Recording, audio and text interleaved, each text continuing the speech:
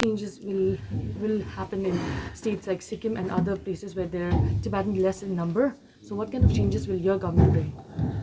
Well, I would say in case of Sikkim in particular, I'm very, very thankful to the government of Sikkim for having adopted what is called the Sikkim Rehabilitation Policy for Tibetan Refugees 2018, whereby some of the problems that were being faced by the Tibetan refugees who are living in the state of Sikkim has been addressed.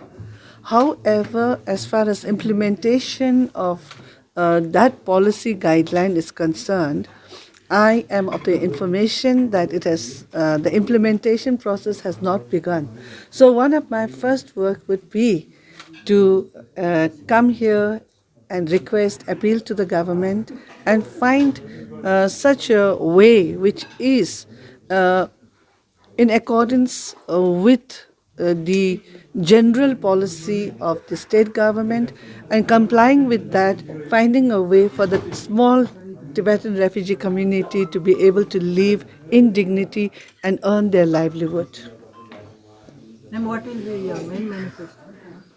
Well, my main manifesto is of two aspects, I would say. One major aspect would be, of course, addressing the freedom struggle of the Tibetan people and how I see we should be moving forward. And the second aspect of my manifesto covers those areas of, let's say, education, social welfare, and especially as a community, as a people in exile in one of the largest populated country, we have a challenge to be able to preserve our language, our culture, our identity.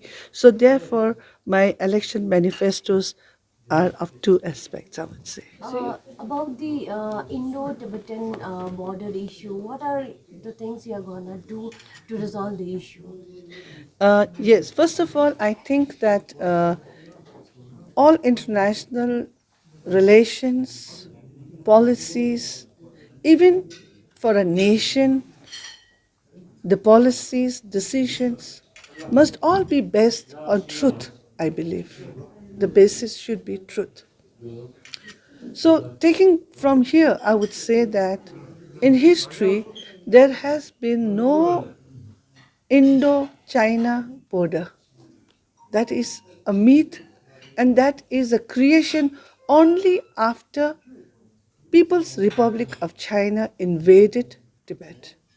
So therefore, I always address to it as the traditional India-Tibet border. And And I also, request everybody to do that, especially in the media. I believe you're the only female candidate as of now in the third term of Tibet in exile election, right? So what kind of response are you getting from the people, and also what message would you like to give? Well, I think for a woman in any country, in any situation, in the society, in constitution, in law, a lot of problem has been solved where equality is granted. But yet, in reality, as we walk out of the house, we do have challenges at every step that we take. So, therefore, as a woman candidate, I do believe that my challenge is a little larger than for others, because men doesn't have to work too hard to prove themselves. A woman has to work double the man to prove herself. And also, unfortunately, I have seen that in this age of social media where you can be faceless and make comments, not only in our case, but in other cases also, I've seen that people can be little, you know, insensitive. Though, of course, I personally don't get affected, but physical, in a man, they don't worry about the age.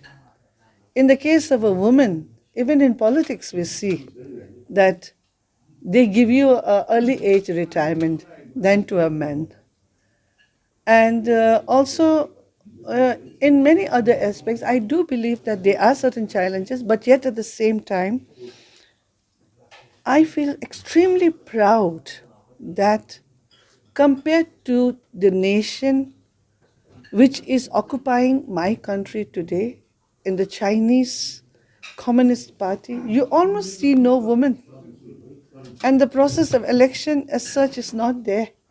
But even in exile, I, as a Tibetan woman, have the right and the privilege to be able to stand up and say, yes, I want to contest.